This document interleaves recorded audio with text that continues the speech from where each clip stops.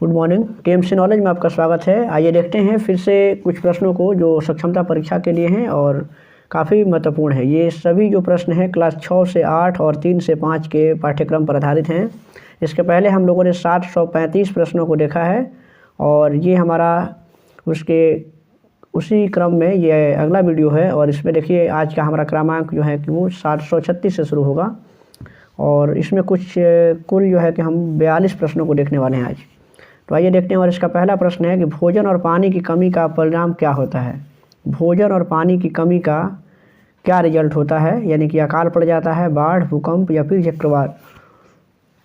तो देखिए भोजन और पानी की जब कमी होती है तो उसे हम कौन सी स्थिति कर सकते हैं। तो देखिए उस अकाल की स्थिति होती है जब हमें खाने के लिए भोजन भी नहीं मिलता है और पानी की भी कमी हो जाती है। नेक्स्ट है कि पृथ्वी की सबसे बाहरी परत क्या कहलाती है। पृथ्वी के सबसे बाहरी परत को हम क्या कहते हैं। तो सबसे बाहरी परत को पृथ्वी का यानी कि उसे क्रस्ट के नाम से जाना जाता है, यानी कि उसे क्रस्ट कहा जाता है। रिक्टर पैमाना है जिससे भूकंप की तीव्रता को मापते हैं। देखिए उस पर प्रश्न है कि रिक्टर पैमाने पर भूकंप को मापने के लिए इस्तेमाल किए जाने वाला उपकरण कौन सा है। तो रिक्टर पैमाने पर जो भूकंप का तीव्रता मापने के लिए जो उपकरण लिया जाता है, यानी कि सिस्मोग्राफ उसका नाम होता है। यानी हम कह सकते हैं कि सिस्मोग्राफ से भूकंप की तीव्रता को मापा जाता है। नेक्स्ट है कि आग जलाने के लिए कौन सी गैस आवश्यक है। आग जलाने के लिए हम जानते हैं कि कोई भी जो वस्तु है या कोई भी चीज़ है वो ऑक्सीजन की उपस्थिति में ही जल सकती है, यानी कि O2 इसके लिए चाहिए, जिसे हम ऑक्सीजन कहते हैं। तो इसलिए O2 आग जलाने के लिए काफ़ी आवश्यक है। और इस तरीके से नेक्स्ट है कि हमारे दिल की धड़कन कब तेज़ हो जाती है, यानी कि हमारा हृदय है वो कब तेज़ धड़कने लगता है। सोते समय, बैठने में, तेज़ चलते समय या फिर भोजन करते समय।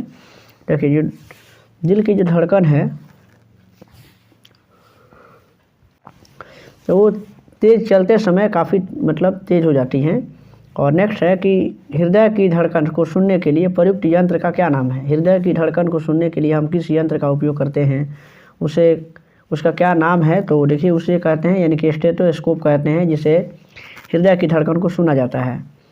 लोग अलग अलग तरह के काम क्यों करते हैं। काफ़ी आसान सा प्रश्न है, आप ऑप्शन देखकर ही इसका आप आंसर बता सकते हैं। लोग अलग अलग काम क्यों करेंगे। तो देखिए ये पैसे कमाने के लिए, खुद को खुश और संतुष्ट करने के लिए या उनकी ज़रूरतों को पूरा करने के लिए। तो ये सभी ऑप्शन इसके लिए सूटेबल हैं। और नेक्स्ट है कि भारतीय संविधान के जनक किसे कहा जाता है। तो डॉक्टर भीमराव अम्बेडकर को कहा जाता है, यानी कि उन्हें हम संविधान निर्माता के रूप में भी जानते हैं।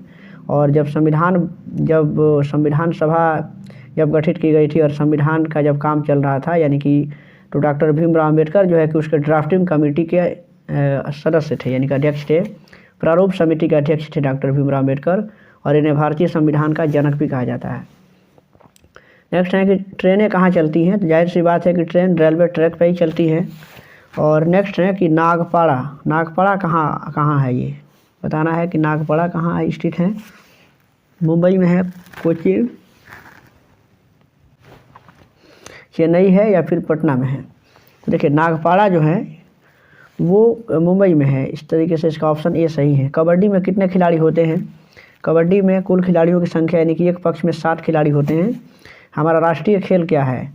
तो भारत का जो राष्ट्रीय खेल है वो हॉकी है। ऑप्शन सी इसके लिए सही जवाब होगा। और इसके बाद से इसका नेक्स्ट प्रश्न है कि गांव में लोगों का मुख्य व्यवसाय क्या होता है। गांव के जो लोग होते हैं वो मुख्यतः है यानी कि कृषि पर, यानी कि खेती के काम में लगे हुए हैं। और हम जानते हैं कि गांव में जो अधिकतर जो आबादी है वो कृषि पर ही निर्भर हैं। और हमारा जो देश है वो भी कृषि प्रधान देश है। कारण है कि भारत की जो 80% जो आबादी है वो कृषि पर ही आश्रित है। इसके बाद है कि नदी पर बांध क्यों बनाए जाते हैं। नदी पर बांध क्यों बनाए जाएंगे। कारण है कि सिंचाई की से सुविधा हो जाती है और बिजली का उत्पादन भी होता है। तो ये दोनों ही कारण नदियों पर बांध बनाने के लिए उत्तरदायी होते हैं। नेक्स्ट यहाँ से प्रश्न अब देखेंगे हम कि मिट्टी की उर्वरता बढ़ाने के लिए इस्तेमाल किए जाने वाले रसायन को क्या कहा जाता है, जिससे हम मिट्टी की उर्वरता को बढ़ाते हैं। तो मिट्टी की उर्वरता को बढ़ाने के लिए उर्वरक, यानी कि उर्वरक जो है कि विभिन्न प्रकार के हम उर्वरक देते हैं और जिसके कारण उसकी उर्वरा शक्ति बढ़ जाती है। नेक्स्ट प्रश्न यहाँ से है कि ऊंधिया यानी कि जो सब्जी पकवान है किस राज्य से है। ऊंधिया ये सब्जी ऊंधिया लिखा हुआ है कि सब्जी पकवान किस राज्य से है, और इसका सही जवाब है कि ये गुजरात से है, यानी कि ऊंधिया ये एक प्रकार का सब्जी पकवान है और जो गुजरात से उसका संबंध है। नेक्स्ट है कि निम्नलिखित में से कौन सा फसल उत्सव फसल है, कौन सा फसल उत्सव है, दिवाली, बिहू, दुर्गा पूजा या फिर ये सभी। तो देखिए उत्सव फसल उत्सव कौन सा है, यानी कि फसलों के कटने पर या फसलों के उपलक्ष्य में हम जिससे उत्सव को मनाते हैं, देखिए बिहू है और ये असम में मनाया जाता है बिहू, और ये एक प्रकार का फसल उत्सव है। बनवासी कहलाते हैं, बनवासी किसे कहते हैं, यानी कि अंतरिक्ष यात्रियों को, आदिवासियों को, कलाकारों को या फिर ठेकेदारों को। तो बनवासी यानी कि जो वन में रहेंगे, और जो आदिवासी होते हैं वो वनों में रहते हैं और इसलिए उनको हम बनवासी भी कहते हैं।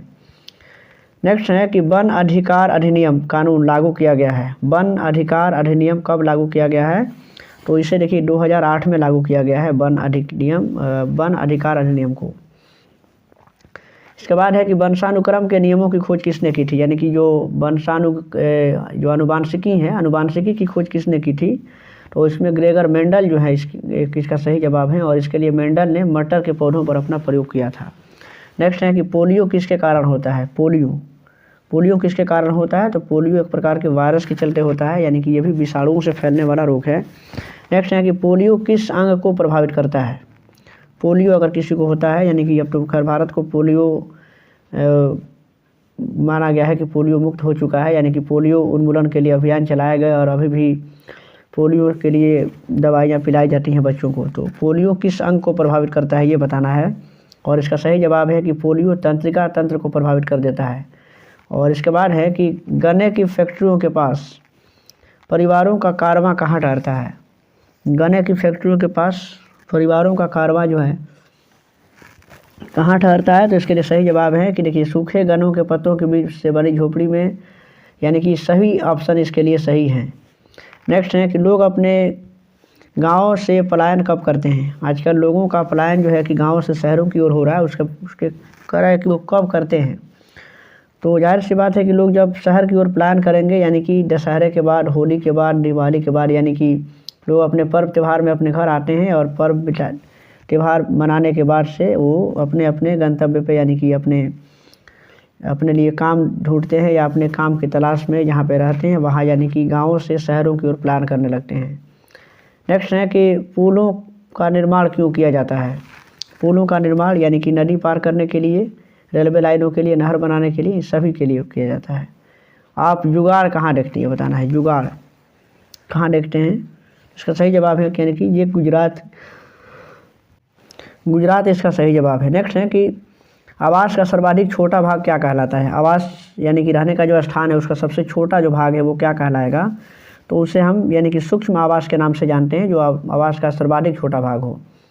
जीवीय घटकों में होते हैं, यानी जिसे हम जैव घटक कह सकते हैं, उसमें कौन आते हैं, देखिए दो प्रकार के घटक होते हैं पर्यावरण के, एक जैव होता है और एक अजैव होता है। तो जीवीय घटक का मतलब जिसमें जीव होते हैं, आप आसानी से उसे समझ सकते हैं। देखिए उत्पादक, यानी कि उत्पादक में किसको हम लेते हैं, तो उत्पादक में पेड़ पौधे आते हैं, उसमें भी जीव होते हैं, जीवीय घटक हैं वो। उसके बाद से देखिए अपघटक है, अपघटक भी एक प्रकार के जीव होते हैं जो पृथ्वी पर या जो धरती पर जो सड़ने गलने वाले पदार्थ होते हैं उनको आसानी से वो गला देते हैं या उसको नष्ट कर देते हैं। उसके बाद से उपभोक्ता है, तो उपभोक्ता भी कौन होते हैं, तो उपभोक्ता यानी कि जो मनुष्य हैं वो उपभोक्ता है, यानी कि सभी ये जो है कि जीवीय घटक के उदाहरण, ये सभी इसके लिए सही जवाब है। नेक्स्ट इसके बाद से प्रश्न है कि देखिएगा आप 764वां प्रश्न यहाँ पे होगा कि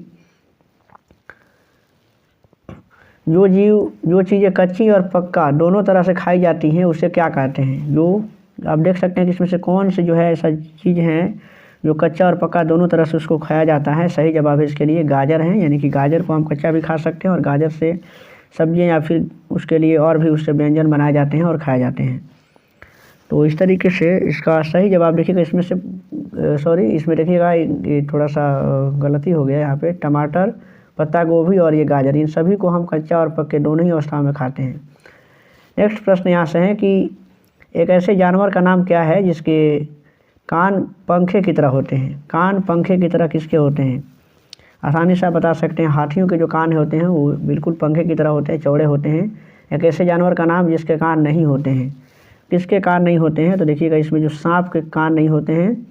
और नेक्स्ट है कि किन जानवरों के शरीर पर बाल होते हैं, ये बताना है। तो ऐसा कौन सा जानवर है जिसके शरीर पर बाल नहीं होते हैं। तो देखिए बिल्ली पर भी बाल, बिल्ली के शरीर पर भी ये बाल होते हैं। और इसमें देखिए मेढक ऐसा एक जीव है जिसके शरीर पर बाल नहीं होता है।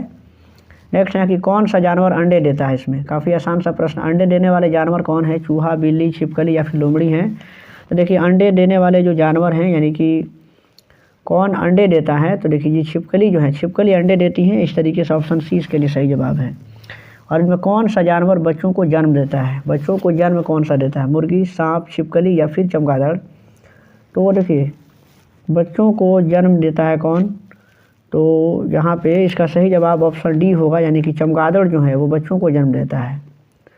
और नेक्स्ट है कि हाथियों के झुंड का नेता कौन है, यानी कि हाथियों के झुंड का नेता, यानी कि जो सबसे बूढ़ी मादा जो होती है वो हाथियों के झुंड का नेता होता है। नर हाथी झुंड कितने साल रहते हैं एक साथ। नर हाथी झुंड जो है ये 15 साल, यानी कि सभी पाठ्य पुस्तकों से है।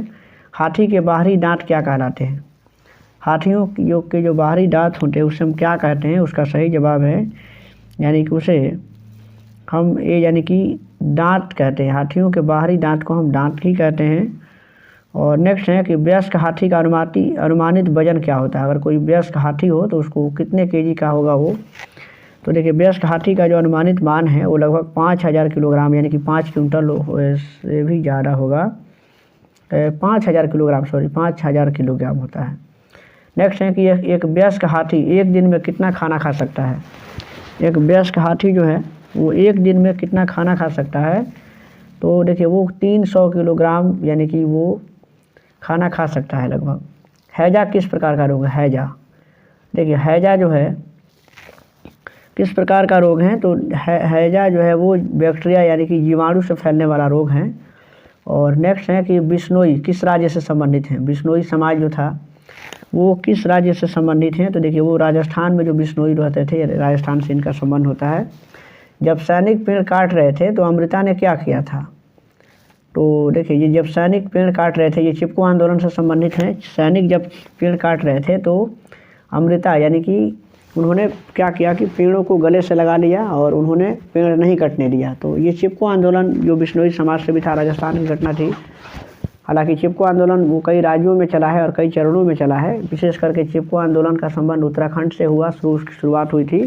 लेकिन बिश्नोई समाज का भी उसमें जिक्र आता है कि जब राजा के सैनिक पेड़ काटने गए तो अमृता नाम की जो लड़की, जो महिला थी, उन्होंने पेड़ को गले लगाया और इस तरीके से उन्होंने पेड़ों को काटने से बचा लिया। नेक्स्ट है कि पेड़ हमें क्या देते हैं, काफ़ी आसान सा प्रश्न है। पेड़ हमें क्या देते हैं, तो देखिए भोजन, ऑक्सीजन, लकड़ी या फिर ये सभी। पेड़ों से हमें ये सब कुछ प्राप्त होता है। तो इस तरीके से ये आज के कुल 42-43 प्रश्न थे जो काफ़ी इंपॉर्टेंट है। इसके बाद के और भी जो वीडियो हैं वो नेक्स्ट वीडियो में आएगा। आप देखें यहाँ पे जीव विज्ञान यानी कि विज्ञान के भी प्रश्न अब डाले जा रहे हैं, आप उसे भी देखें। लाइक करें चैनल को, और चैनल पर नए हैं तो सब्सक्राइब करें। और इस तरीके से आप हमारा सपोर्ट कर सकते हैं।